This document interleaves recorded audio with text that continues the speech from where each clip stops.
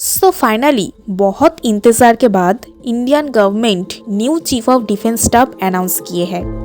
1 जनवरी 2020 में late CDS Bipin Rawat ji के द्वारा सीडीएस पद संभाला गया था फर्स्ट टाइम। बट हम सबको पता है कि 9 महीना पहले एक बहुत ही दुखद बड़ी हेलीकॉप्टर एक्सीडेंट में उनकी मृत्यु हो जाते हैं। इसके बाद 9 महीना सीडीएस का पद खाली था, कोई अपॉइंटमेंट नहीं किए गए थे। And now finally lieutenant general Anil Chauhan ji को India's new chief of defence staff appoint किए गए हैं। तो कौन है लेफ्टिनेंट जनरल अनिल चौहान? चलिए इनके बारे में डिटेल्स में जानते हैं। तो he was a former eastern army commander and director general of military operation. Bharat के अंदर आप अगर देखोगे तो बहुत सारे हेडक्वार्टर आप देखोगे, जैसे नॉर्दर्न कमांड उधमपुर में, इसी तरह सेंट्रल कमांड लखनऊ में, southern command Pune, south western command Jaipur में, western command Chandigarh and finally eastern command Kolkata में आप देखोगे। तो ये जो ईस्टर्न कमांड है ये लेफ्टिनेंट जनरल अनिल चौहान जी के द्वारा संभाल जाता था, जो कि 2021 में रिटायर्ड हुए थे इसी पद से।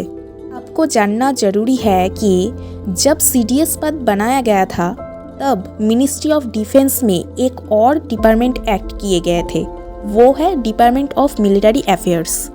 तो जो भी सीडीएस का पद संभालता है वो ऑटोमेटिकली मिलिट्री अफेयर्स के सेक्रेटरी बन जाता है। और आपको बता दें कि अगर इंडियन गवर्नमेंट को इंडियन आर्मी, इंडियन नेवी और इंडियन एयरफोर्स के बारे में कोई बातचीत करना है तो सीडीएस के साथ ही डिस्कशन करते हैं। ये रहे सीडीएस के पावर।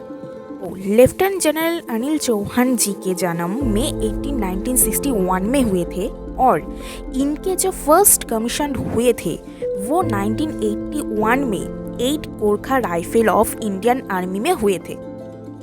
इसके अलावा उन्होंने बहुत सारे पद संभाला है, जैसे several command, staff and instrumental appointments में। इवन उन्होंने Jammu Kashmir and northern India में काउंटर इंसर्जेंसी ऑपरेशन भी कंडक्ट किए हैं कई सारे।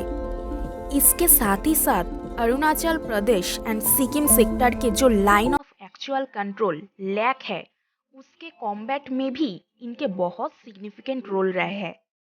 उन्होंने chief of the eastern command के पद सितंबर 2019 से मई 2021 तक संभाला है और फिर रिटायरमेंट हुए हैं। तो उनके जो पास्ट में ये वैल्यूएबल एक्सपीरियंसेस है ये कंफर्म करता है कि वो एक्सपीरियंस सीडीएस पद में बहुत काम आएंगे। और बहुत इम्पोर्टेंट एक बात बता दें कि हम सब बालाकोट स्ट्राइक के बारे में तो जानते ही है। तो उस time Anil Chauhan ji director general of military operation यानी कि डीजीएमओ पद में थे।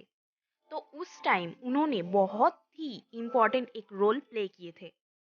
तो हम सब देख पा रहे हैं कि उनके पास कितने सारे एक्सपीरियंसेस है सीडीएस पद को संभालने के लिए, और हम यही चाहेंगे कि वो अपनी पद बखूबी से निभाए और इंडियन गवर्नमेंट के डिफेंस लेवल और ऊपर जाए।